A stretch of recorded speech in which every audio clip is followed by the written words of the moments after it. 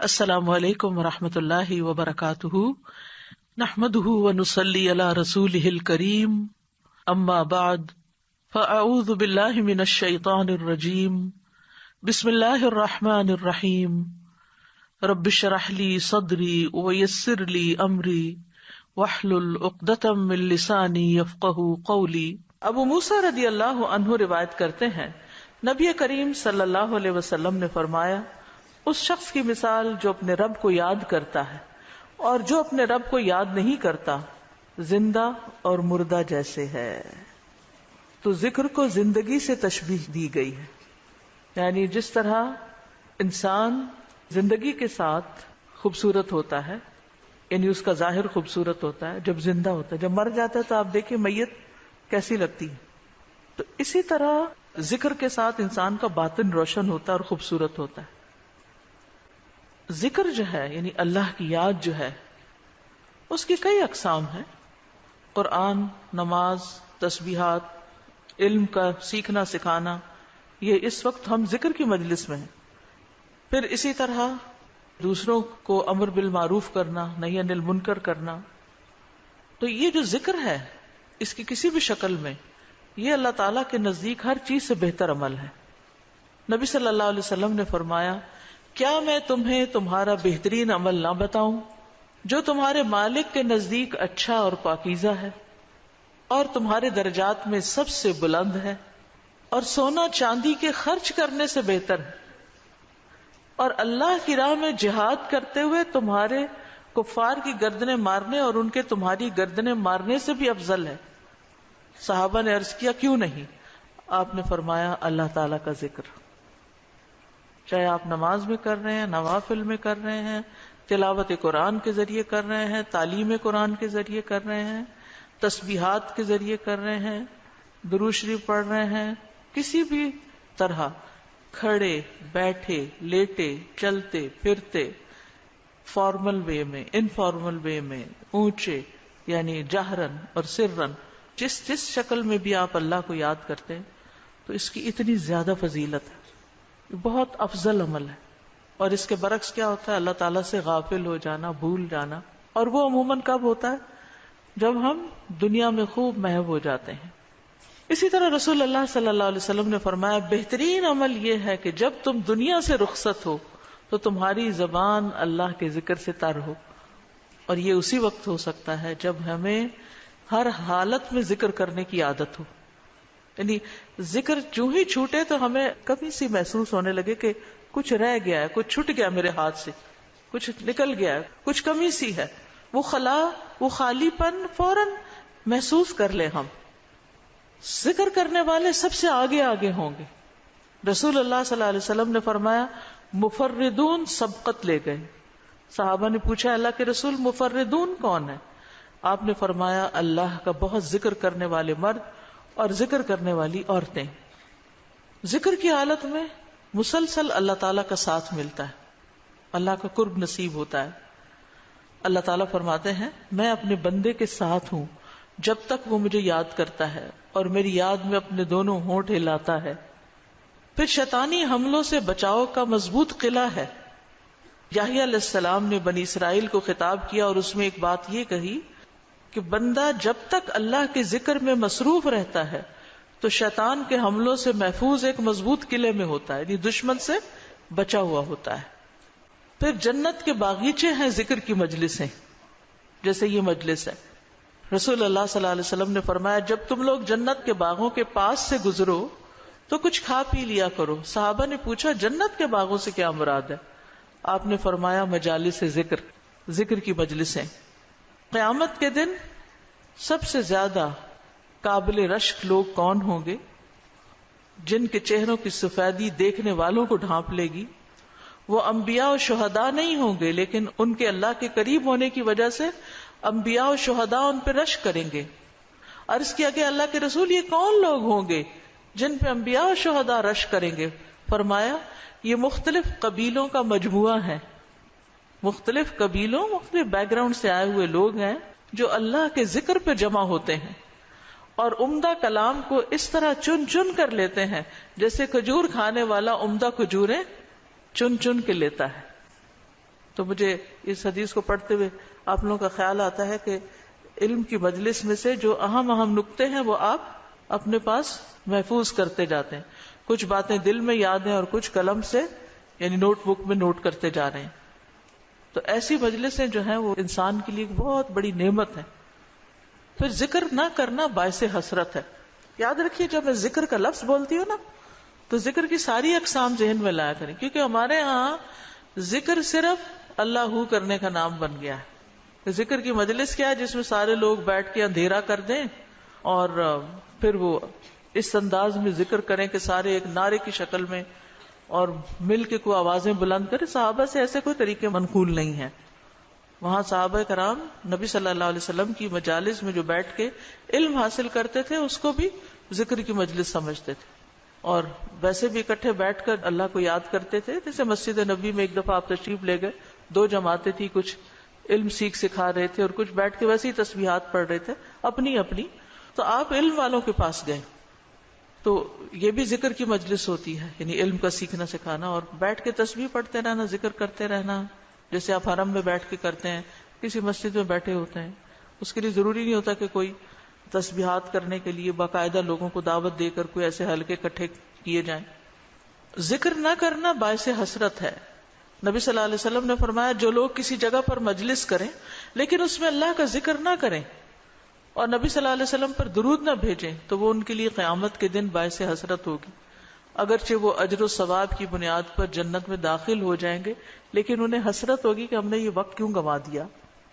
ذکر نہ کرنے والے بدترین مخلوق ہیں, بد نصیب لوگ ہیں. عمرو بن ابسہ سے روایت ہے رسول اللہ صلی اللہ علیہ وسلم نے فرمایا جب بھی سورج چڑھتا ہے اللہ عز و جل کی ہر ایک مخلوق اللہ عز و جل کی تسبیح اور حمد و ثنا بیان کرتی, یعنی صبح ہوتے ہی ساری مخلوق ذکر میں لگ جاتی. لیکن شیطان اور اولاد آدم میں سے آتا قسم کے لوگ ذکر نہیں کرتے.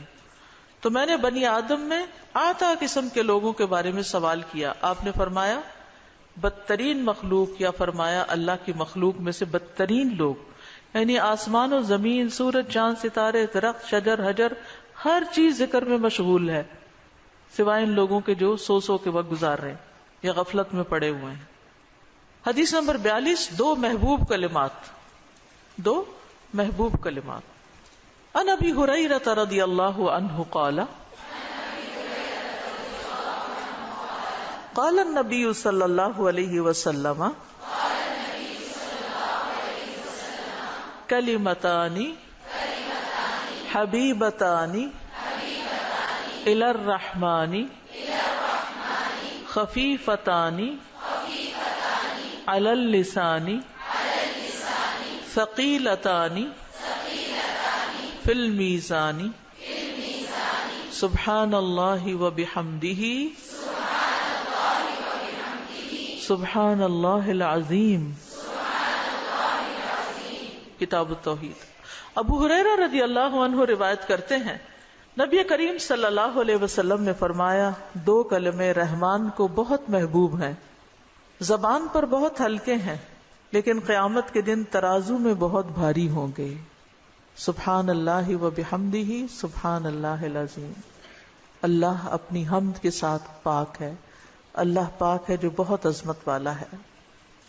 تو جیسے ہم جانتے ہیں کہ نفلی عبادت میں افضل عمل اللہ کا ذکر ہے, تو یہاں پر اس ذکر کی خاص شکل بتائی گئی کہ اللہ تعالیٰ کی حمد و ثنا اور پاکی بیان کرنا. سبحانہ کا مطلب کیا ہوتا ہے کہ وہ پاک ہے.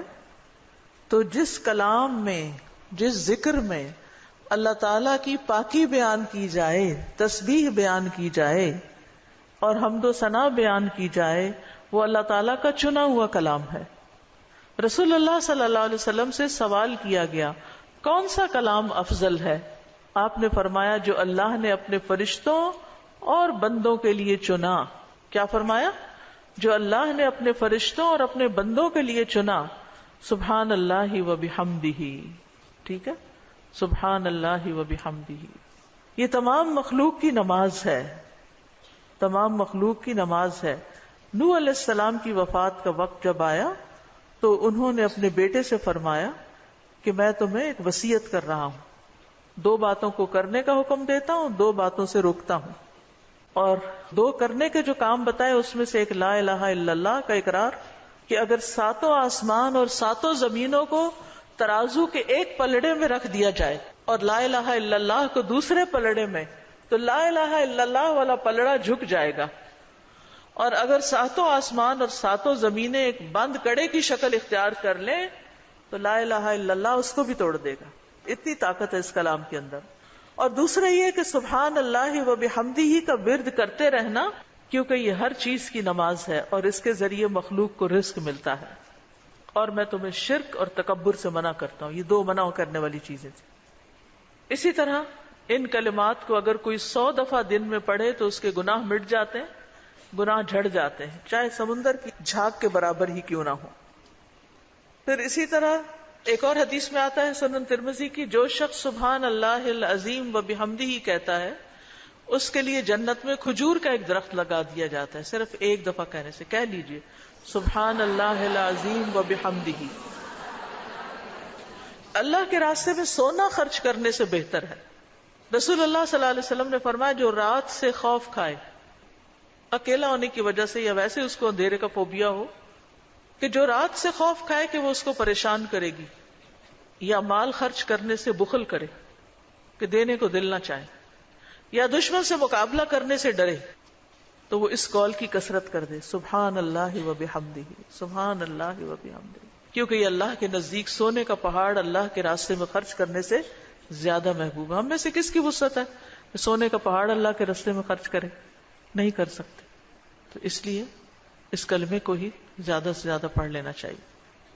اسی طرح سبحان اللہ، لا الہ الا اللہ، الحمدللہ، یہ کلمات عرش کے ارد گرد چکر لگاتے ہیں اور ان کی بھنبھناہٹ ہوتی ہے شہد کی مکھیوں کی بھنبھناہٹ کی طرح، اور وہ اپنے ذکر کرنے والے کی اللہ کے ہاں یاد دلاتے ہیں. تو آپ نے فرمایا کیا تم میں سے کوئی یہ پسند نہیں کرتا کہ اس کے لیے کوئی ایسا ہو جو ہمیشہ اللہ کے ہاں اس کی یاد دلائی جاتے رہے؟ یعنی کوئی ایسا طریقہ ہو کہ ہمیشہ عرش کے ارد گرد آپ کا ذکر ہوتا رہے.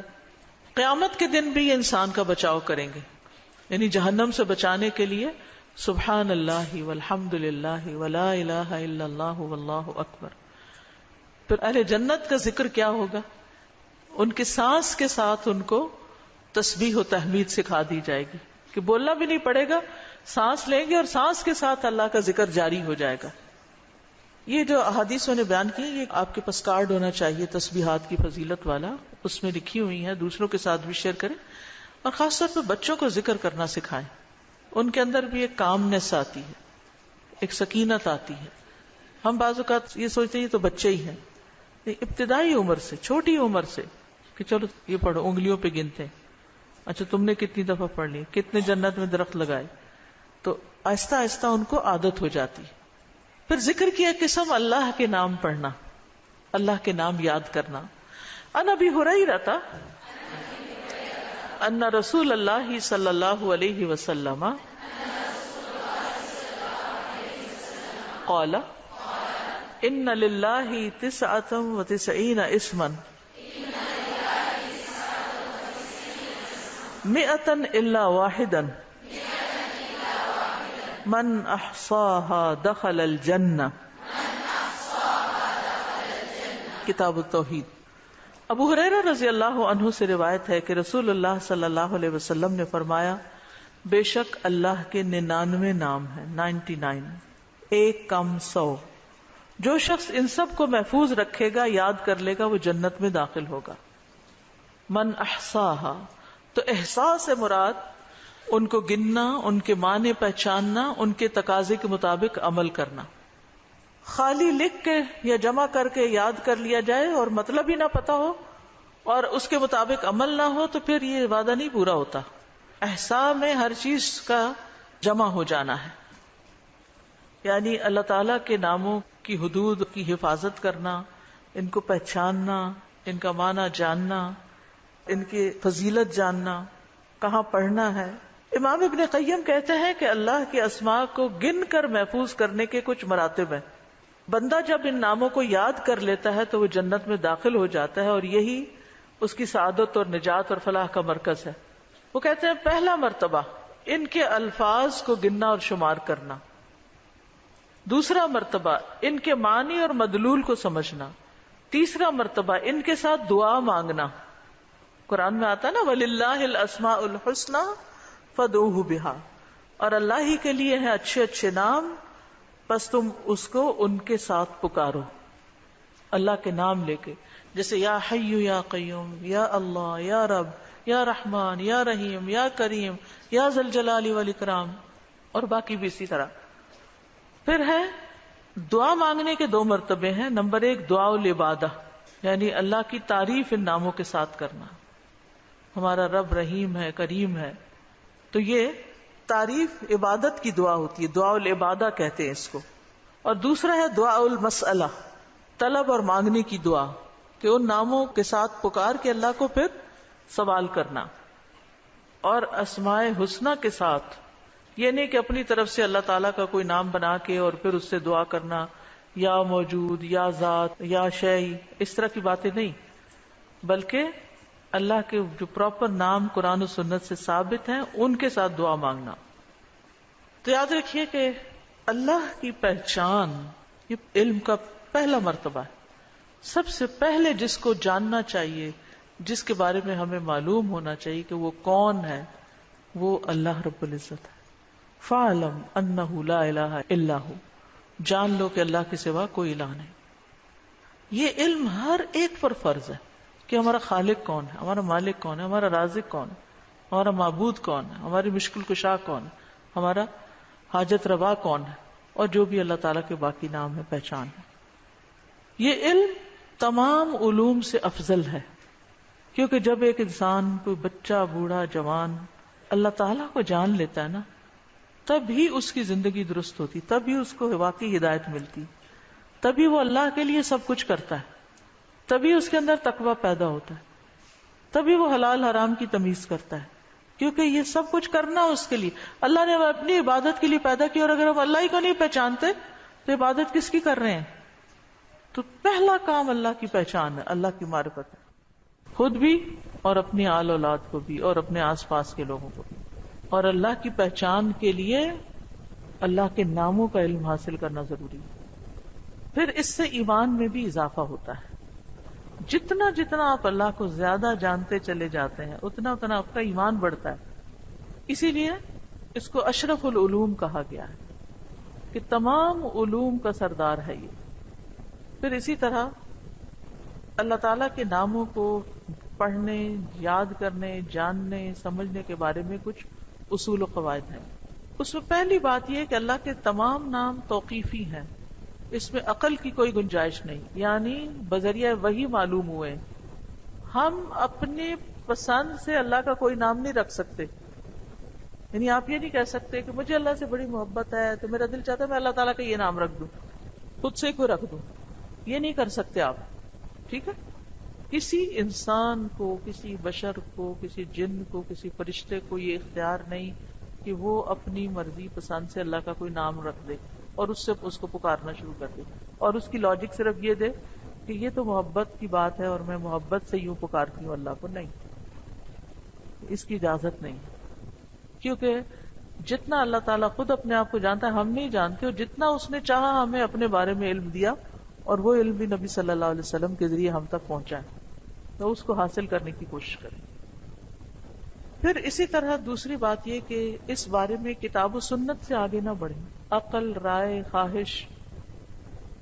امام احمد کہتے ہیں اللہ کی صفت نہیں بیان کی جائے گی مگر وہی جو خود اس نے اپنی ذات کی بیان فرمائی ہے یا رسول اللہ صلی اللہ علیہ وسلم نے بیان کی ہے.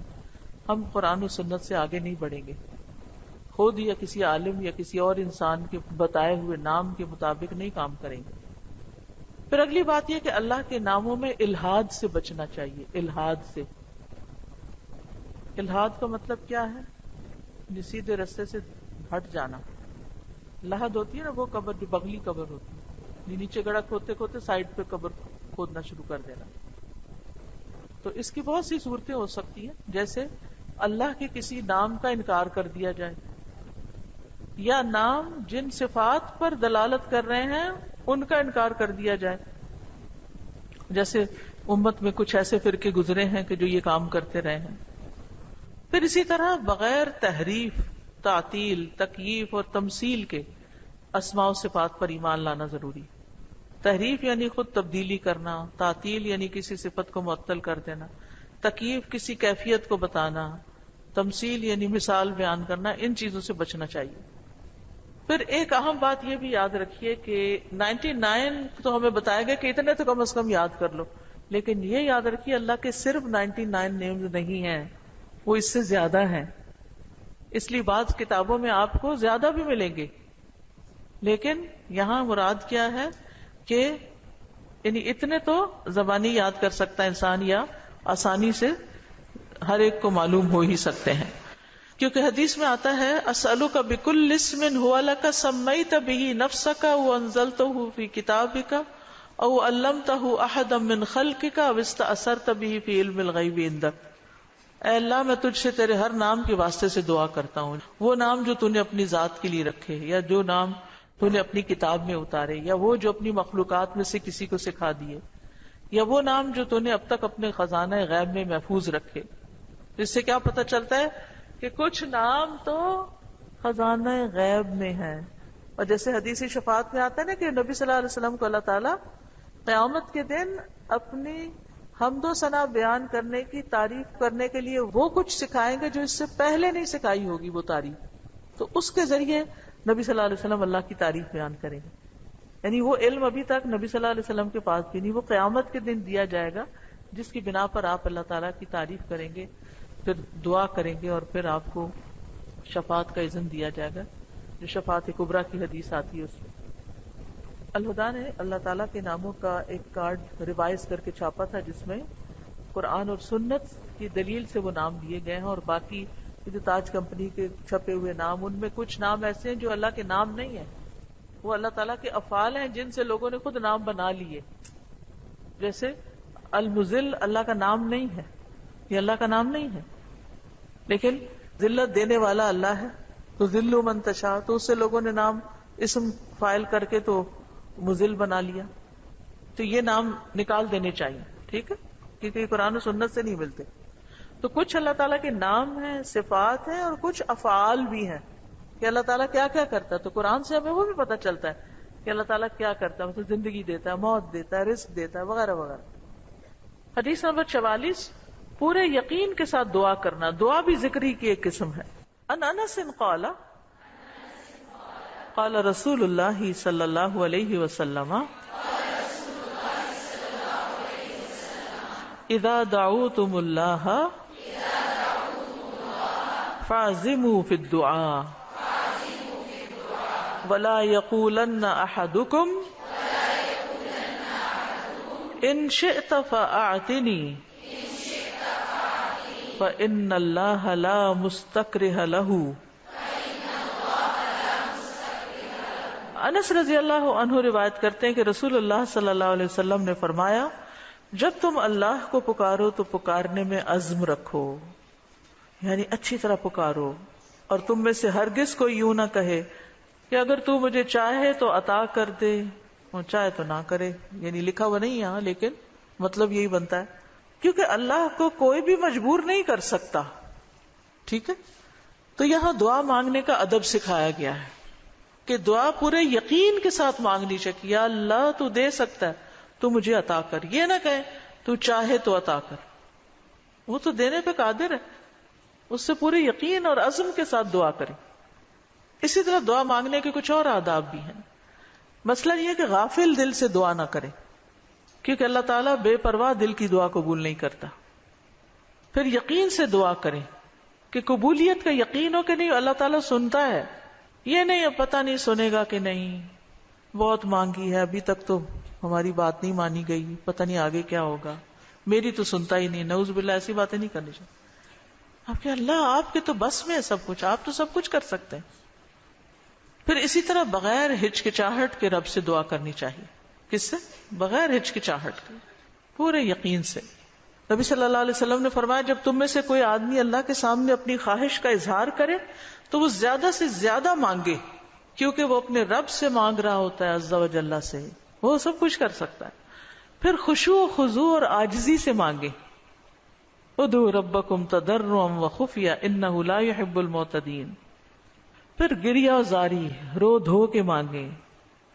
آپ دیکھیں کس طرح بچے جب انہیں کوئی چیز چاہیے ہوتی ہے تو بلا وجہ بھی رونا شروع کر دیتے ہیں. تکرار اور اصرار سے دعا کریں. نبی صلی اللہ علیہ وسلم بعض اوقات 3 بار ایک دعا دہراتے تھے. آپ نے فرمایا جس شخص نے 3 بار اللہ سے جنت مانگی تو جنت کہتی ہے اللہ اسے جنت میں داخل کر دے، اور جو شخص 3 مرتبہ آگ سے پناہ مانگے تو دوزخ کہتی ہے اللہ اس کو آگ سے پناہ دے دے. پھر دعا میں جلد بازی نہ کرے. تو بندہ جب تک جلد بازی نہ کرے دعا قبول کی جاتی رہتی ہے. یعنی جلد بازی کیا کہ مایوس ہو کے انسان تھک جائے اور دعا مانگنا چھوڑ دے، یہ نہیں ہونا چاہیے. جی استاذہ، جو اللہ تعالیٰ کے جو نام ہے اور جو ان کے صفات ہیں یہ ریلیٹ کرتے ہیں نا آپس میں؟ اس کی ساری صفات اس کے ناموں میں ہے، یعنی ناموں میں ہی اس کی صفات ہے. میم میرا کوشچن ہے کہ ذکر کے بارے میں میں یہ پوچھنا چاہ رہی تھی کہ جس طرح ہم محسوس کرتے ہیں ذکر کے بارے میں، کیا کہ اگر ہم جیسے اللہ تعالیٰ کو ہر وقت اپنے ساتھ محسوس کریں، اس کی کائنات کی، اس کی جو مہربانیاں ہیں، جو اس کے مطلب شکر کو محسوس کرتے ہیں اپنے دل میں اس کی، تو کیا یہ بھی ذکر میں شمار ہوتا ہے؟ جی ہاں، یعنی ذکر کی ایک قسم جو ہے نا غور و فکر بھی ہے کائنات میں، اور اس کے ذریعے اللہ کو یاد کرنا. السلام علیکم. استاد صاحب، آپ نے ابھی جو ذکر کا بیان دیا ہے اس میں ایک چیز جو ہے وہ واضح طور پر نظر آتی ہے کہ اللہ سبحانہ تعالیٰ کو جب ہم پکارتے ہیں اللہ سبحانہ تعالیٰ کے پیارے پیارے ناموں سے، تو واقعی اللہ سبحانہ تعالیٰ کئی دفعہ ہم صرف ایسے ہی اللہ کا نام لے کر کوئی کام کر رہے ہوتے ہیں اور وہ کام میں ایک دم سے ہمیں یقین ہی نہیں ہوتا کہ یہ کام ویسا ہی ہو گیا جیسا ہم چاہ رہے ہوتے ہیں. تو یہ اللہ تعالیٰ کی ایک کرم نوازی ہوتی ہے. لیکن ایک چیز زبان کے اوپر جب جاری ہو جاتی ہے، جب ہم اللہ کا ذکر بہت زیادہ کرنے لگ جاتے ہیں، تو بعض اوقات ایسا ہوتا ہے کہ ہم ایسی جگہ پر ہوتے ہیں جہاں پر اللہ کا ذکر نہیں کرنا چاہتے. تو اس حالت میں کیا کرنا چاہیے؟ بس جب یاد آئے روک دیں. سازا کبھی ہم اللہ سبحانہ و تعالیٰ سے جب دعا کرتے ہیں تو ہم کہتے ہیں اللہ تعالیٰ چلے یہی دے دیں، اللہ چلے چھوٹی گاڑی دے دیں، چلے اللہ تعالیٰ چھوٹا ہی، مطلب کیا ہم سوچ رہے ہیں کہ نعوذ باللہ اللہ بڑا نہیں دے سکتا، چلے چھوٹا ہی دے دے. تو مطلب دعا بھی کرتے ہوئے ہم جو ہے وہ اپنی وسعت دیکھ رہے ہوتے ہیں، اپنے ظرف کے مطابق مانگتے ہیں نا، اللہ کی بڑائی کو نہیں پہچانتے. جی بالکل. وَلَمْ أَكُنْ بِدُعَائِكَ رَبِّ شَقِيًّا. نبی صلی اللہ علیہ وسلم نے فرمایا نا کہ جب مانگو جنت تو جنت الفردوس مانگو. تو جب ہم کہتے ہیں خود کو بھی اور لوگوں کو بھی کہ جنت الفردوس مانگنی ہے، تو کچھ لوگ کہتے ہیں نہیں، ہم تو یہ کہتے ہیں ہمیں جنت میں کونا ہی مل جائے تو صحیح ہے. تو اللہ سبحانہ تعالیٰ کی قدرت اور اللہ سبحانہ تعالیٰ سے جب ہم مانگتے ہیں تو ہمیں اعلیٰ سے اعلیٰ مانگنا ہے. تو لوگوں کی یہ بات ہوتی ہے کہ لوگ کہتے ہیں نہیں ہم تھوڑا ہی مانگتے ہیں. تو وہی حدیث ہمیں اب پتہ چلی کہ رب سے مانگنا ہے تو زیادہ سے زیادہ مانگے، کیونکہ وہ سب کچھ دے سکتا ہے. استاذہ یہ جو اللہ کے نام ہے اور ان کے ساتھ جو دوسری آیا پورے یقین کے ساتھ دعا کرنا، کبھی کبھی ہم ایز اے لپ سروس دعا مانگ رہے ہوتے ہیں، تو ان دو حدیث کا آپس میں اتنا کنیکشن بن رہا ہے کہ جب تک اللہ کی پہچان ہی نہیں ہے تو پھر یقین کیسا ہوگا کہ دعا کا کہ دعا قبول بھی ہوگی کہ نہیں ہوگی. کیونکہ جتنی تقصیر ہم کرتے ہیں کمی کوتاہی دعا میں، وہ اسی وجہ سے کرتے ہیں کہ ہمیں اللہ کی پہچان نہیں ہوتی. آپ دیکھیے جب ہمیں لوگوں کی پہچان ہوتی ہے نا کہ کون کتنا سخی ہے، تو ہمیں اس سے اسی کے مطابق توقع ہوتی. امی سے عیدی اتنی ملے گی اور ابا سے اتنی ملے گی، کیونکہ ہم دونوں کا مزاج پہچانتے ہیں کہ کون کتنا دیتا ہے. اسی طرح خالہ، مامی، دادی سب کا پتا ہوتا ہے کہ کون کیا کرتا ہے. تو اگر انسانوں کا تھوڑا بہت ہمیں پتا ہوتا ہے اور اس کے مطابق ہی ہماری ایکسپیکٹیشن ہوتی ہے، تو جس کو اللہ کا پتا چل جائے کہ وہ کیا عظیم ہستی ہے، پھر اس کی دعا کی ایکسپیکٹیشن کتنی بڑی ہوگی کہ وہ کیا کچھ نہیں دے سکتا اور کیا کچھ اسے مانگنا چاہیے. وہ تو کبھی مایوس ہی نہیں ہو سکتا انسان. اساتذہ السلام علیکم. یہ جو ہم لوگ الہدا میں بھی پڑھاتے ہیں نسالو کا یوم، اس کے اندر بھی یوم عزو آتا ہے، تو کیا کوئی نیا ورژن ہے جس؟ بالکل نیا ورژن بھی ہے.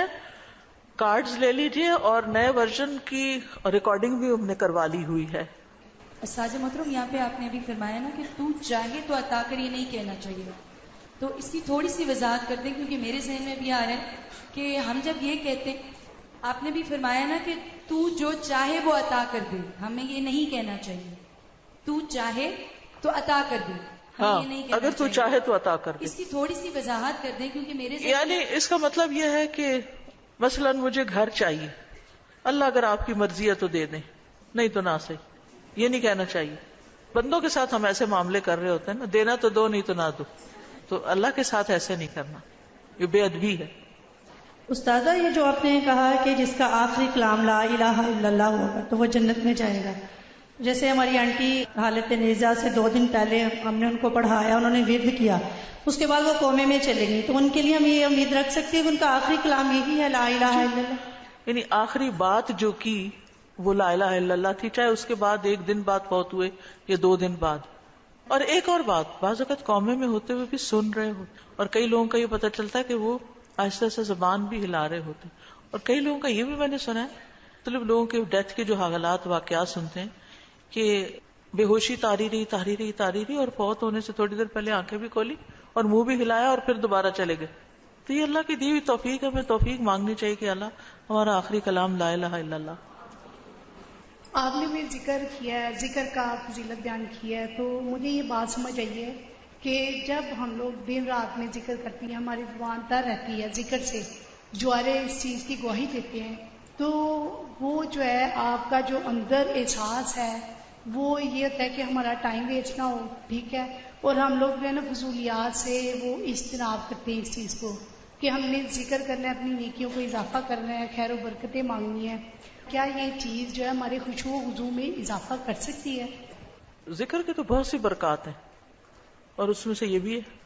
2 چیزیں جو ہے نا ذکر میں بڑا فائدہ دیتی ہے. ایک ہے کہ ٹارگٹ ڈیلی سیٹ کرے، جیسے 100 دفعہ یہ سبحان اللہ و بحمدہ کہا گیا، یہ منیمم بیئر منیمم ہے کہ آپ یہ 100 دفعہ سورج نکلنے سے پہلے اور سورج غروب ہونے سے پہلے پڑھ لیں عصر کے بعد. پھر اسی طرح یہ ہے کہ نبی صلی اللہ علیہ وسلم دن میں 70 سے 100 بار استغفار کرتے تھے. ٹارگٹ سیٹ کر لیں کہ میں نے لازمی یہ تو کرنا ہی کرنا ہے، اتنا تو کرنا ہے، زیادہ ہو جائے تو بہت ہی اچھا، کیونکہ حدیث میں آتا ہے نا طوبی لمن وجد الاستغفار فی صحیفتہ، کہ خوشخبری ہے اس کے لیے جو اپنے اعمال نامے میں استغفار کی کثرت پائے. پھر آپ دیکھیے درود شریف ہے، اگر کوئی اپنی ساری دعا کو درود شریف ہی بنا لے تو اس کے لیے ہر چیز کافی ہو جاتی، کم از کم 1 تسبیح درود شریف کی. اور اگر وہ نہیں نصیب تو صبح 10 دفعہ، شام 10 دفعہ، دن کا آغاز اختتام تو لازمی درود شریف کے ساتھ ہو.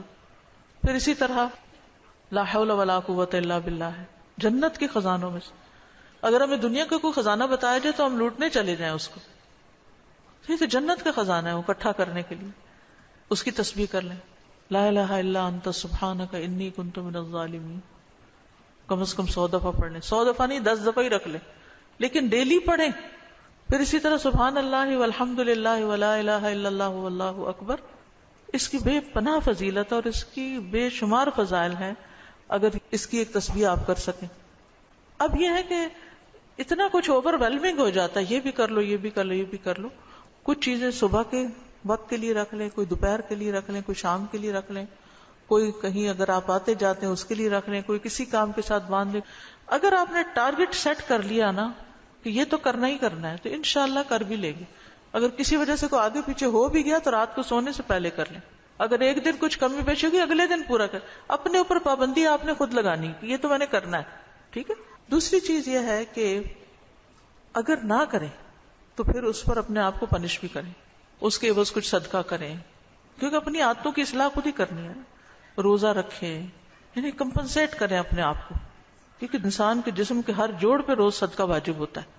تو یہ تسبیحات جو ہیں وہ جوڑوں کا صدقہ بھی ہیں، ٹھیک ہے. تو اوقات مقرر کریں، اپنے لیے خود مقرر کریں، خاص طور پر جو مسنون تعداد آئی ہے اس کی پابندی کریں. اور باقی یہ تو ویسے کی تسبیحات ہیں نا، لیکن جو صبح شام کے اذکار ہیں ان کی پابندی کریں، رات کو سوتے وقت کے اذکار کی پابندی کریں، گھر سے نکلتے آتے جاتے اٹھتے بیٹھتے سارے دن کے جو مسنون اذکار ہیں. دعا کیجئے، کتاب کس کس کے پاس ہے؟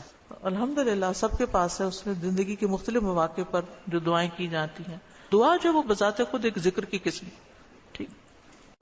وآخر دعوانا ان الحمدللہ رب العالمین.